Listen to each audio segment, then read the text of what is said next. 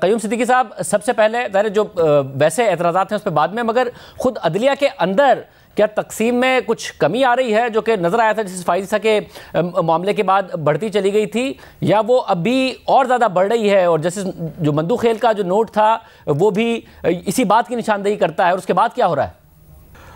जी हाँ, जो इत्तलात हैं उसमें ज़ाहिर है कि जो कल की कार्रवाई है उसके बाद से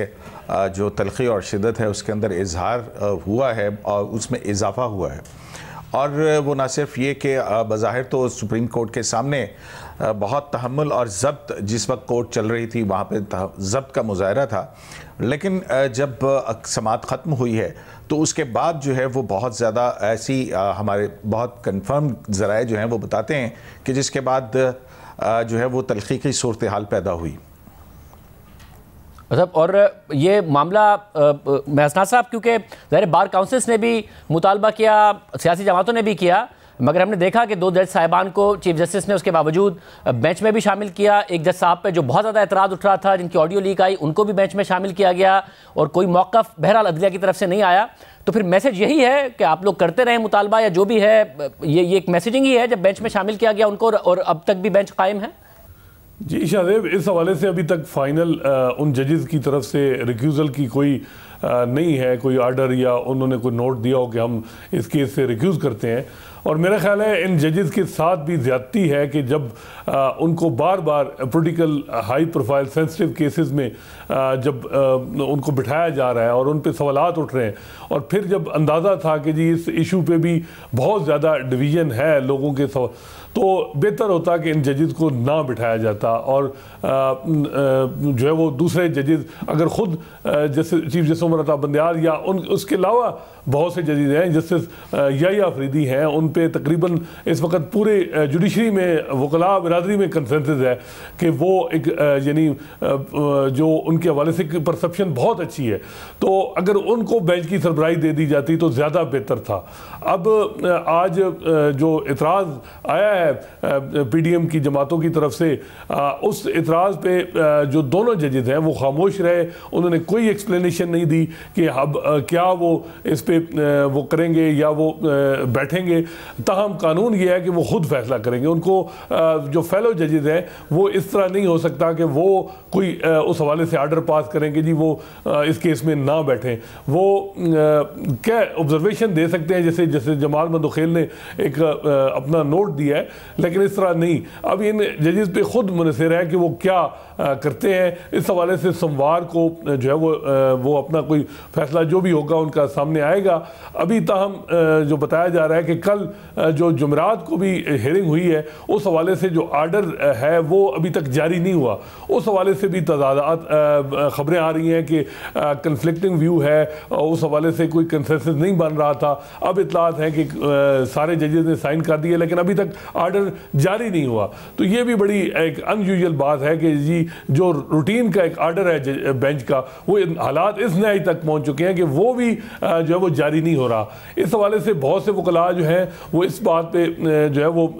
इस बात को जोर दे रहे हैं कि चीफ जस्टिस उमर अता बंदियाल, उनका फ़र्ज बनता है कि वो इन हालात में एक ऐसा रोल प्ले करें ताकि जो जजेस के दरमियान जो इस किस्म की तलखी है उसको जो है वो ठीक किया जाए। उसके लिए बेहतर यही है कि फुल कोर्ट बनाया जाए, सारे जजेस बैठें और फुल कोर्ट मीटिंग भी बार बार हो रोज़, ताकि जो है वो मुख्तलिफ जो एडमिनिस्ट्रेटिव मामलात हैं उसमें जजेस जो है वो बैठे, इकट्ठे बैठे। अब हालात जो खबरें यही आ रही हैं कि जो ग्रुप में मीटिंग हो रही है, ये भी पाकिस्तान की अदलिया के लिए कोई अच्छा शगुन नहीं है, और इसकी जो मैसेज पूरे पाकिस्तान की अदलिया में जा रहा है वो कोई ठीक नहीं है। और क़य्यूम सिद्दीकी साहब, अब एक तरफ तो ये मामला है ज़ाहिर बेंच का, दूसरी तरफ हमें नज़र आ रहा है कि डिमांड्स भी बढ़ती जा रही हैं। एक तरफ ये डिमांड है कि जी ज़ाहिर एक तो बेंच के तरफ से ही आई कि आप ये भी देखिए कि तहलील सही हुई थी या नहीं हुई थी, उसके बाद मामला देखा जाएगा कि तहलील के बाद 90 दिन के अंदर इलेक्शन का भी मामला उसी के साथ है। फिर ये भी आई कि जी आप 63A की रिव्यू पटिशन मौजूद है, क्योंकि असल में तो मसला शुरू ही वहाँ से हुआ कि अदालत ने रीराइट कर दिया था कॉन्स्टिट्यूशन को, अदालत उसको भी टेकअप करे। फिर पार्लियामेंट के अंदर तो आज ख्वाजा आसिफ साहब ने कहा कि आप 2017 से मामला देखें, पनामा को भी देखें, किस किस किस्म के फैसले आए हैं और अदालत के फैसलों ने इस वक्त जो खराबी पैदा की है। तो इसके लिए आपको लगता है कि मामला जरा पीछे जा सकता है, 63A की तरफ जाए या फिर तहलील की तरफ जाए? यहाँ पे कोई फ्लेक्सिबिलिटी आपको नजर आती है? फैसला अदालत ने करना है, मगर मूड आपको क्या नजर आ रहा है? जी हाँ शाहजेब साहब, यही वो बुनियादी असल में नुकात हैं जो कि उठाए गए हैं इसी बेंच की समाअत के दौरान, और ये इन्हीं सवालात को ऑर्डर के अंदर इनकॉर्पोरेट करने के हवाले से डिवीज़न है जिसका इशारा अभी हसनात मलिक साहब ने किया है। तो यही सवालात जो हैं वो एक दूसरे से बहुत ज़्यादा इंटरलिंक्ड हैं, क्योंकि अगर असम्बलियों की तहलील का मामला उठाया जाता है और फिर ये भी बात कि आया अगर असम्बलियाँ रिस्टोर कर दी जाएँ तो क्या होगा, और फिर यही कि अगर क्या किसी बाहर के किसी शख्स की एडवाइस के ऊपर या उसकी डिक्टेट के ऊपर असेंबली डिसॉल्व की जा सकती है तो फिर वो पार्टी हेड या दूसरा मामला आता है। अब ये मामला जुड़ा हुआ है 63A के साथ कि पार्टी हेड के क्या इख्तियारात हैं, क्योंकि ये सवाल इसलिए भी अहम हो जाता है क्योंकि 63A की जो तशरीह फाजिल 3 जज साहिबान ने की है, जिससे दो ने इख्तलाफ किया है, उसमें जो पार्लियामेंट्री पार्टी की राय या पार्लियामेंट के अंदर मौजूद लोग जो हैं उनकी राय को अहमियत और तक़वियत फराहम की गई है। तो अब ये भी बहुत बड़ा सवाल है कि क्या बाहर से किसी की मुदाखलत के ऊपर या एडवाइस और डिक्टेट के ऊपर असेंबली डिसॉल्व की जा सकती है। तो ये जाहिर है ये उसी 63A से जुड़ा हुआ एक और बड़ा अहम मामला है। तो देखना ये है कि पहले तो इस बात के ऊपर जो है इख्तलाफ हुआ है और इसी इख्तलाफ की बाइस जो है, और फिर बिलखुसूस जब कल अदालत के अंदर ऑडियो टेप्स का जिक्र हुआ है उसके बाद मामला जो है वो तल्खी की सूरत में गए और एक डिवाइड जो है वो मज़ीद वाज़े हुई है, इसीलिए शायद ऑर्डर जो है वो नहीं आ रहा था। अब नए सवालात उठ गए हैं फुल कोर्ट के हवाले से, और अब चीफ जस्टिस ऑफ पाकिस्तान, जैसे बिल्कुल हसनात ने ठीक कहा कि जब एक बेंच बन जाता है अब ये फैसला उन जज साहिबान ने करना है, और अगर वो रिक्यूज़ नहीं करते तो इस पर PDM जमातों को वो साबित करना होगा, वो बायस साबित करना होगा या अदालती नज़ीरों से उस बात को साबित करना होगा कि ये दो जज साहिबान को क्यों नहीं बैठना चाहिए। असद, आप बताइएगा, आपको लगता है कि ऐसा मूड है कुछ कि पीछे जाया जाए कि जहाँ से खराबी पैदा हुई है, या तो 63A का फैसला जिसका रिव्यू मौजूद है, या फिर असम्बलियाँ तहलील क्या आइन के स्पिरिट के मुताबिक हुई हैं या नहीं हुई हैं उसको देख लिया जाए, जिसकी वजह से शायद जो इलेक्शन 90 दिन में कराने का मामला है वो नौबत ही ना आए। इसमें मसला ये है कि जो हाई कोर्ट के जजेस हैं खास उन्होंने भी ओथ लिया हुआ है कि to preserve and to protect the constitution. अब ये मैटर जो था ये लाहौर हाई कोर्ट में पेंडिंग है। लाहौर हाई कोर्ट के एक जज जस्टिस जवाद हसन ने आर्डर किया, PTI ने उस पर खुशियाँ मनाई, अब उस पर एक ICA intra court appeal pending है। अब